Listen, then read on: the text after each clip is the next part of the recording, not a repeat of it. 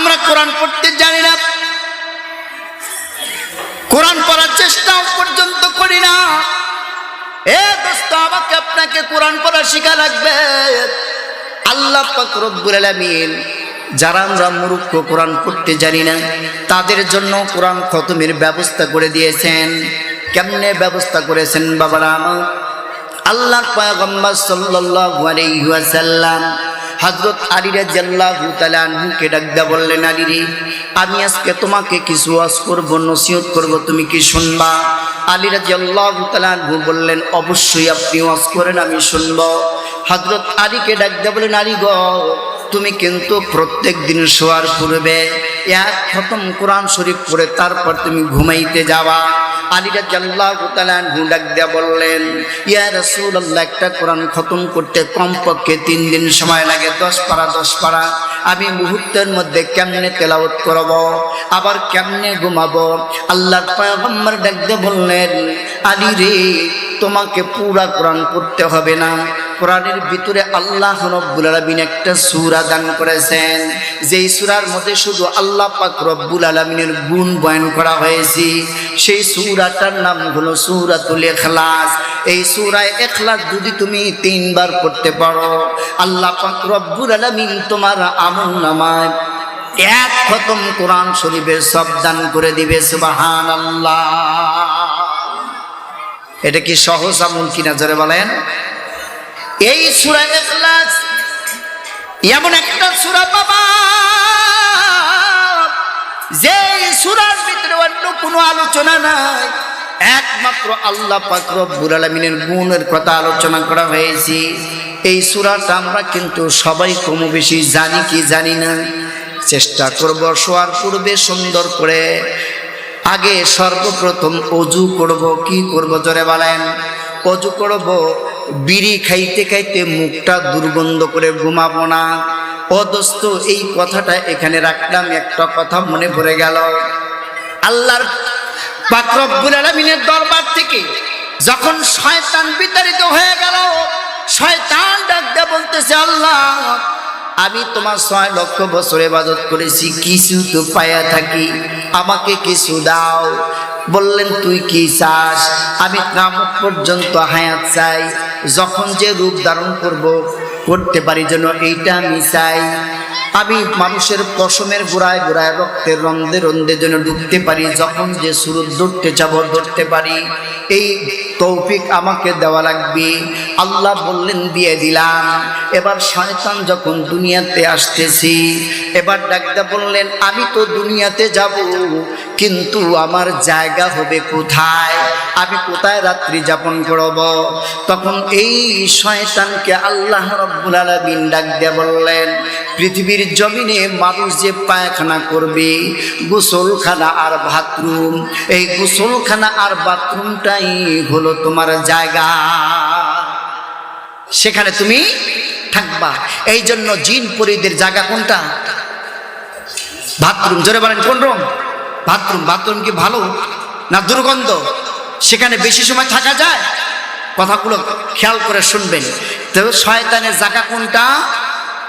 Bathroom. জোরে বলেন, কোন জায়গা? বাথরুম। আমাদের বাংলা ভাষা বলে টাকটি, পায়খানা। এখন তো কিছু আমরা ভাষা পরিবর্তন করতে পেরেছি। আগে বলতো সেগুলো, এখন আর সেটা বলে না। এখন কি বলে? Bathroom, toilet. এই টয়লেটে কোন বান্দা বান্দি যদি এই দুয়া না পড়ে যায়, আল্লাহুম্মা ইন্নী বিসমিল্লাহির রহমানির রহিম, আল্লাহুম্মা ইন্নী আউযু বিকা মিনাল খুবুসি ওয়াল খাবাইস।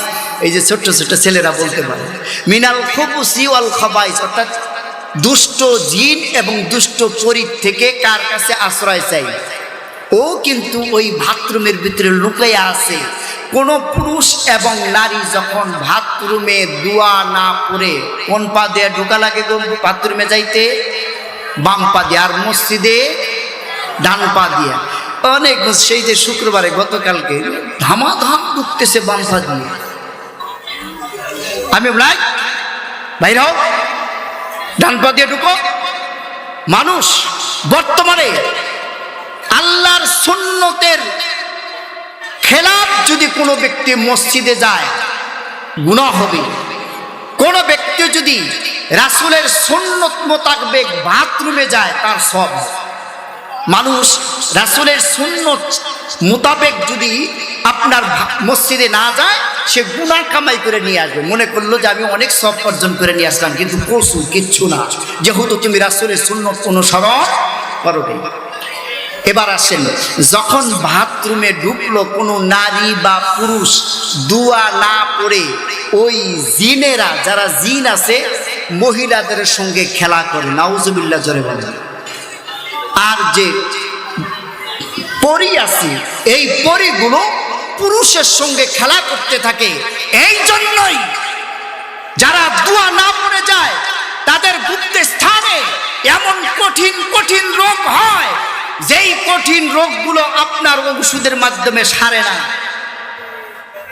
মনে থাকবে তো, এই দোয়া পড়ে যাবেন, সুন্নত অনুযায়ী যাবেন। অধিকাংশ যুবতী নারীদেরকে দেখবেন আপনার জিনে আসর করছে। কেন?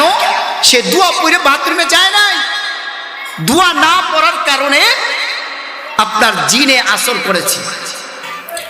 আর শয়তান, তাহলে বাথরুমে থাকে হলো শয়তান। কে থাকে? শয়তান। এই দোয়া পড়ে যাব এবং বাম পা দিয়ে প্রবেশ করব, মনে থাকবে তো ইনশাআল্লাহ। শয়তান বলল, আল্লাহ তাহলে আমি যে যাব, থাকার জায়গা বুঝলাম, তা আমি খাবো কি দুনিয়াতে গিয়ে? আমি কি খাবো? তখন আল্লাহ বললেন, যেই খানাটা আমার বান্দা বান্দি বিসমিল্লাহ ছাড়া খাবে সেই খানাটা তো। নাউজুবিল্লাহ জোরে বলেন। আল্লাহর নবীর সাহাবী রাসূল করিম সাল্লাল্লাহু আলাইহি ওয়াসাল্লামের সামনে বসছেন, রাসূলও খাইতেছেন, সাহাবীও খাইতেছেন। তো এক লোকমা খাইছে, দ্বিতীয় লোকমা খাওয়ার সময় আল্লাহ রাসূল হাসতেছেন। সাহাবীকে, হুজুর আমি ভাত খাই আর আপনি হাসেন। কয়, শোনো ঘটনা কি জানো? তুমি মনে হয় প্রথম লোকমা খাওয়ার সময় বিসমিল্লাহ কও না। কয়, হ হুজুর আসলেই কই নাই। তো তোমার ওই প্রথম লোকমাটা খেয়েছে শয়তানে। যখন তুমি দ্বিতীয় লোকমা খাওয়ার শুরুতে বলছো বিসমিল্লাহি আউয়ালাহু ওয়া আখিরা, আগে যেটা খাইছি আর পরে যেটা খাইছি, আগেরটার উপরেও বিসমিল্লাহ, পরেরটার উপরেও বিসমিল্লাহ, দেখলাম আমি শয়তান বমি করতে করতে ভাগতেছি। কোন হাত দিয়ে আপনার কি এই বিসমিল্লাহ পড়ার দরকার আছে না নাই? রাসূলের সুন্নত মোতাবেক চলতে হবে, আমাকে আপনাকে জীবন গঠন করতে হবে। তাহলে আমি খাবো কেমনে? কোন হাত দিয়ে খাবো? তুই খাবি হলো বাম হাত দিয়ে। কোন হাত দিয়া?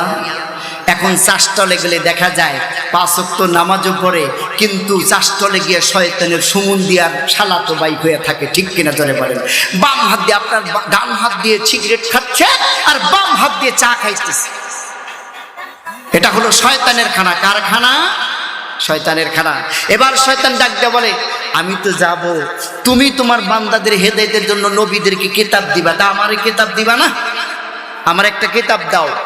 তা আল্লাহ বললেন, তোর কিতাব হলো গান বাজনা, নাটক, থিয়েটার ইত্যাদি। এখন আপনারা চিন্তা করেন যে আমরা শয়তানের পথে আছি না হেদায়েতের পথে আছি? শয়তানের কাজগুলো করা যাবে